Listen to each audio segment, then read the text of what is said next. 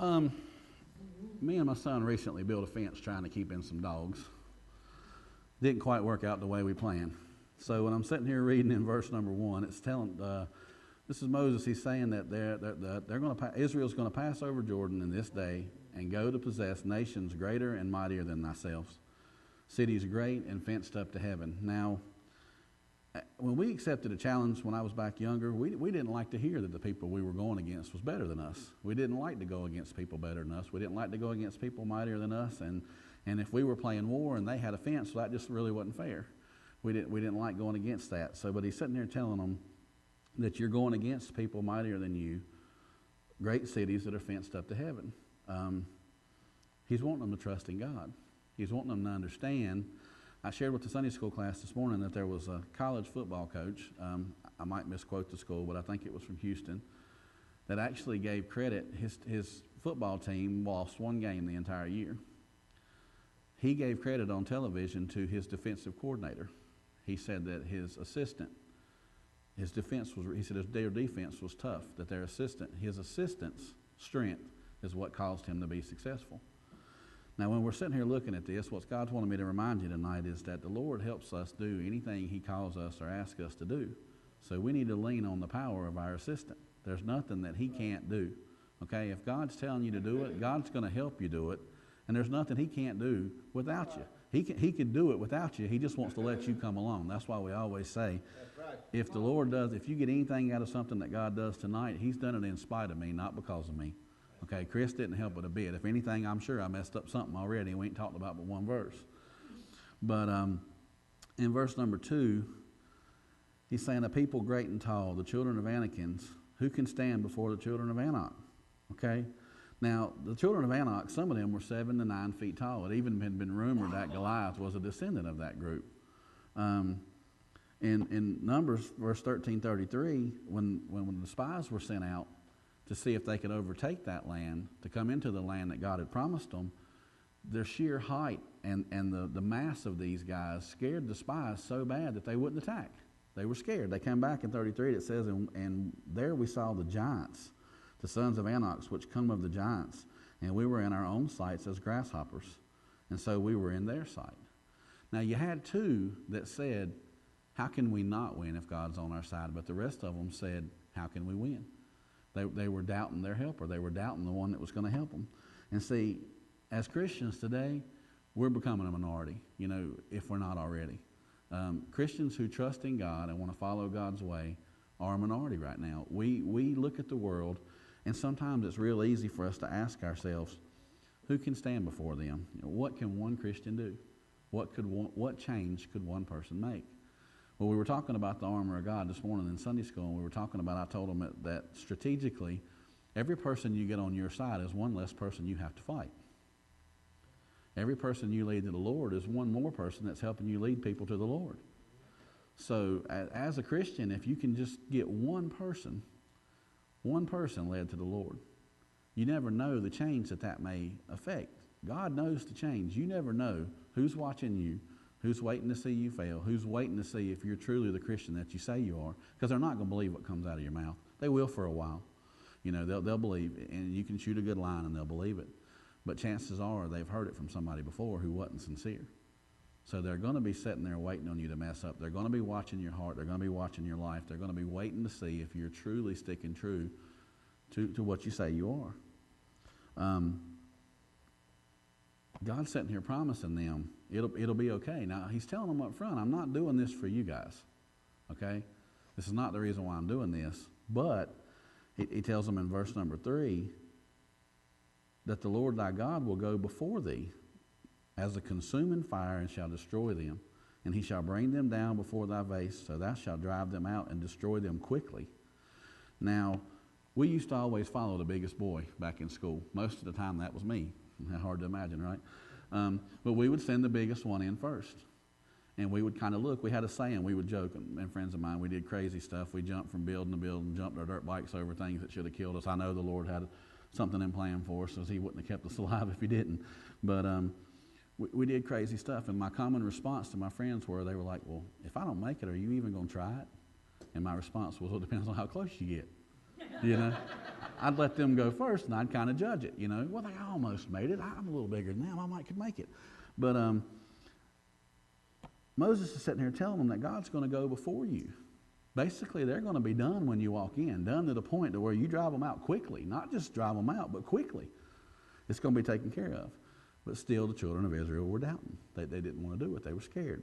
In verse number 4 and 5, I think really tie together well, because he's saying, speak not thou in thine own heart that the Lord God hath cast them out before thee, saying, for my righteousness the Lord hath brought me into to possess this land, but for the wickedness of the nation, and that he may perform the word which the Lord swore unto thy fathers, Abraham, Isaac, and Jacob. Now, I kind of combined 4 and 5 together because I felt that they went together. But see, what God's doing is he's sticking true to his word, okay? Now, they had doubted him from the second that they stepped out of Egypt. They had doubted. They whined, they complained, they murmured, but God stuck true to his word. Now, how many times do we make promises with God? And we've been warned about that. God, just if you get me out of this, I'll do this. And he comes true. He gets us out of it. And then we just go right back. We think of 1,000 different reasons why it wasn't God. Oh, that wasn't God. They gave me a prayer for judgment. Well, what did that start with? Prayer for judgment. Who controls prayer? God. God got you to prayer for judgment, okay? He did what he said he was going to do. He kept his end of the deal. He expects you to keep your end. That's like I always told my son. I said, if you shake someone's hand and you give them your word, you go through with it. Even if the deal don't go the way you want it to, you go through with it. You be a man. Keep your word, because God's true to his word. When he promises us something, he sticks true to his word. Now, verse number 6, it says, understand therefore that the Lord thy God giveth thee not this good land to possess it for thy righteousness, for thou art a stiff-necked people. Now, when I read that stiff-necked, the first thing I thought about is my loving wife. She'll try 2 times to wake me up before she goes to bed when I'm sleeping in the recliner, and then she leaves me there. Now, I got a nice, comfortable recliner because I'm not a small guy. I got a 2-person recliner I sat in by myself, and that thing is very comfortable for about 4.5 hours. If I wake up in that recliner at 5:30 in the morning and got to go to work, it's going to be a long day. And that's not the stiff neck that we're talking about here. The stiff neck we're talking about here is hard-headed. And I can speak for me personally. I am very hard-headed. And I say that the Lord has to whoop me extra hard sometimes because the slight taps that he gives y'all wouldn't faze me. I'd roll right on through those. I have people all the time ask me why I don't ever get sick. I come in here in the middle of winter wearing shorts and flip-flops and everything else, and I tell them my response is, I feel bad every day when I wake up. I think it's normal. If I didn't wake up feeling bad, it would scare me. So when I wake up feeling bad, I put my clothes on and I go to work because that's just the way.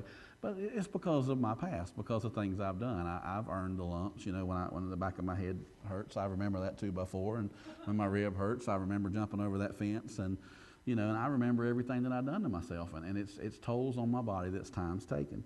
But now something I thought was really interesting here in verse number 7. It says, remember and forget not how thou provokest the Lord thy God to wrath in the wilderness from the day that thou didst depart out of the land of Egypt until you came into this place. You have been rebellious against the Lord. Now, it was really interesting. I thought it said, point out, like I wanted to point out to you guys that we provoked God to wrath from the 3rd week that we left, right? No, that's not what it said. From the day we stepped out. The day. Now, this is what they're talking about. Now, God had done some miracles in their life. The miracles that they had seen up until this point were amazing, okay? And what I sit here and think about was that it was a whole lot easier to get Israel out of Egypt than it was to get Egypt out of Israel. Now, follow me with that one for a second. I'll break it down into terms y'all have probably heard before. It's a whole lot easier to get the girl out of the trailer park than it is to get the trailer park out of the girl, okay? Now, what's going on here is they've been delivered. God's got them out, and God's done some miraculous miracles that they've seen. I mean, things that you would think, these are some of the top. Even people that don't come have heard of parting the Red Sea. They've heard of that. They've heard of the plagues. They've heard of the manna from heaven and the water from the rock. They've heard of these miracles, and you would think surely, after seeing all that, man, their faith in God would be strong. They would, it would take a really long time for that to wear off, for them to doubt. Honestly. But verse number 7 tells us that we rebelled against God, and it's talking about us just as much as it is them. You got to understand, this is God's living word, okay? Now, these messages, some of these were wrote down so we can read things that happened in the past and we can study, but, things that are going on right now, are messages for us right now, this day and age. If you go back and read something like I explained to Ronnie, I said, I was talking to Ronnie, I said, you know, I was scared to death when I realized that I'd had 3 hours notice. It really worried me. And as a Sunday school teacher, I have a stack of lessons at home that for some reason or another, God has not let me finish. I went home, and I always keep a spare. I had a spare lesson ready to go just in case, because especially this time of year, you never know when somebody's going to get sick or not. I try to have everything ready. Well, I used that one. Randy called me Saturday at 3 o'clock and said, Preacher Chris is sick, and asked me if I'd do Sunday morning service. Would you be willing to teach Sunday morning so I can do Sunday morning service? He said, if not, I can cover both. And I said, no, brother, I firmly feel the Lord telling me that you need to devote your heart to that 11 o'clock message, that God wants you to be focused and on that word, and I'll be more than glad to. So I used my extra lesson, and then when I got a call today at 3 o'clock, I didn't have one. So I went home, and as soon as I got home, I started praying, and I sat down and I opened my Bible. The first one that I came to was Deuteronomy, and I started reading it, and everything just kind of fell into place and made sense, and I understood that God had put that lesson off because he wanted me to bring it tonight. Now, if every one of you don't get a blessing out of that, I apologize in advance, but I can't help believe but God sent it for at least one of you. And if one of you's heart gets touched, then the rest of us just need to understand that God needed to talk to that one particular person that night. Okay? But you know, these miracles that he had done for these children whenever they got out, I mean, you sit there and look at these things and you'd say, wow, wow, wow. I mean, how could they, you know, science tries to explain that off, you know, the parting of the Red Sea. And I've shared this with you in Sunday school before. I have a friend of mine on the internet I talk to every once in a while, and he says, well, you know, study shows that there was a spot there where due to the sand wash, he called it the technical term, I'm calling it sand wash because I can't remember what he called it, but he called it the technical term. Well, there was a spot there where that water went 2 foot deep. He said, so they walked across to that 2 foot water. That's what happened. And that makes a lot of sense. He says, what do you think about that? I said, amen. He said, I don't really understand. He said, you said that was a miracle of the Lord. I said, yeah, it was. God drowned the world's most mighty army in 2 foot of water. And he was like, wait a minute. He's like, no. I said, you can't have it both ways. He either separated the sea and dumped hundreds of thousands of gallons on top of their head, or he drowned the mightiest army in 2 foot of water. You got to go one way or the other. I said, I'm a Christian. I'm willing to work with it. You know, which way do you want to go? Either way, God performed a miracle right there. Okay? But the children were already complaining. When they got to that water and they seen that army coming, they were complaining. When they got on the other side of that water, they were complaining. Lord was dropping manna from heaven and bringing water from a rock to feed them and give them something to drink. And I could just see them. Manna again? Come on, Lord, really? What's wrong with us? You know? And they seen all these miracles, and they seen everything that God done. And that kept them happy for what, 200-300 years, right? 40 days. 40 days the man leading them was on the mountain. And what were they doing? They were building a calf. They were building something to worship. They couldn't even fathom the presence of God without Moses there. And that happens a lot. And you got to be careful. Because I love our dear pastor to death, I do. And he is a man of God. But Preacher Chris can't save you. And he'll tell you that he can't. That's why I love the man so much. He'll tell you that he can't. And if you come here and you base everything that you know about the Lord on your relationship with Preacher Chris, he will eventually let you down. He's a human. He can't help it. It's not to his own fault. He's a human. Okay? God hasn't made him perfect yet. He will one day. Hopefully I'll be there with him. But if you do, what will happen is he'll let you down. You won't have that relationship with the Lord, and you'll walk away from this church. And you'll walk away from your closeness with the Lord because you mistook what the preacher was trying to do. What he wants you to do is come to know the Lord and Savior the way he does. Right. He's here to help you and pray with you and pray for you. And on that same note, while we're speaking about that, I want to mention that 2 times in Moses' life, okay, God offered to destroy Israel completely and rebuild a nation with Moses. That's a pretty good offer, okay?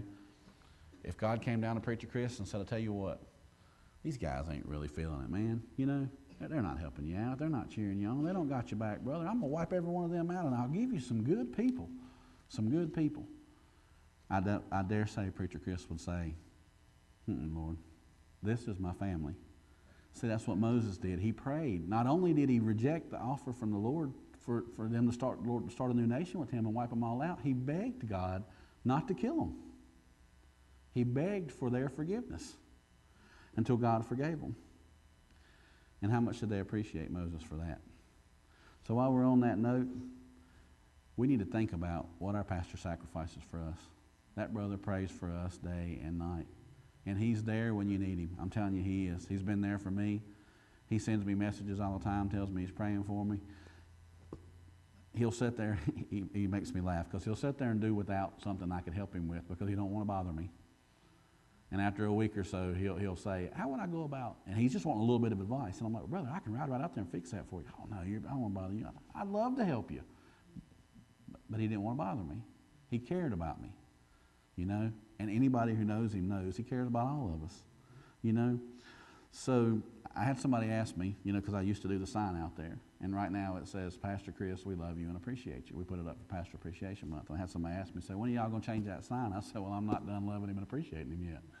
When I am, I'll change the sign. But right now, I'm still loving him and appreciating him. So I think I'm just going to leave it till something else comes up. But, you know, I know it seemed like kind of short notice. And, you know, it didn't really seem like when God told me it was only going to be 7 verses, I really got worried.